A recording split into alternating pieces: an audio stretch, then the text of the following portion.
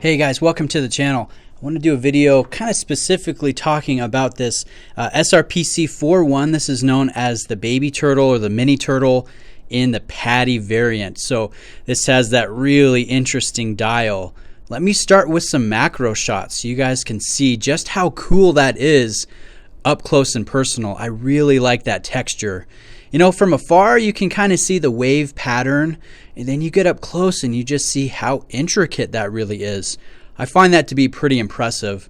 Seiko, I mean, they're underrated when it comes to dial production because they can come up with some seriously interesting, beautiful, and well-made dials. I think this is one of them. So I really like that. The applied markers, they look really good. The red minute hand, the printing, everything on here is very, very crisp. And you can see it under a Hardlex crystal, Seiko's proprietary mineral-based crystal. This one has a Cyclops over the date aperture. And some guys, they're not a fan of the Cyclops. I kind of like it. I kind of like seeing the enlarged date. And this one's done very well. Let me show you the bezel action. You've got, I think, improved grip on this bezel texture as opposed to like the double row of teeth that you'd normally find on a Seiko turtle. So I like the fact that we've got a new texture here. It is very easy to grip. It is easy to turn.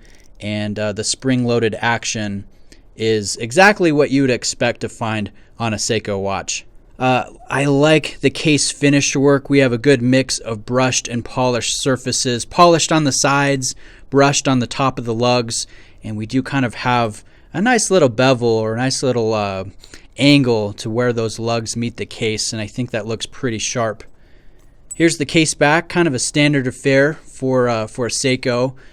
We have the Sudami medallion in the center, and this one is a special edition because it is, you know, again, the Padi dial variant.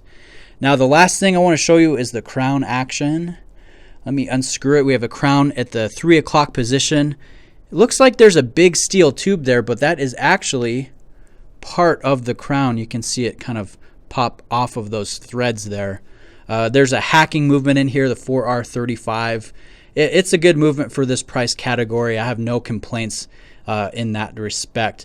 The thing that I do have issue with is when you're screwing down the crown, it's got a nice action until that steel tube that I showed you kind of meets the case, and then it kind of gets like a gritty feel. I don't know if that's just this version of the Padi or if all the mini baby turtles kind of have that kind of gritty feel once that tube kind of gets near the case. I can't speak to that yet, but maybe some of you other owners can chime in the comments if you have one of these new Prospects releases. That would be a nice information to share with all of us. But in the end, it's a cool watch. It wears very well on the wrist. I think it's a little bit too small for my wrists. I've got 7.25-inch wrists. I mean, it's comfortable. It looks good, but I can't help but miss kind of the weight and heft from the larger Seiko divers that I am used to. But if you got smaller wrists, this is really going to work well for you, and I think you're really going to enjoy it. So big thanks to Random Rob for lending this. He went out and purchased one as soon as they were available overseas. So check out his channel if you haven't already. Let me know if you have any questions. I appreciate you guys taking the time to watch, and I'll catch you in the next video. Cheers.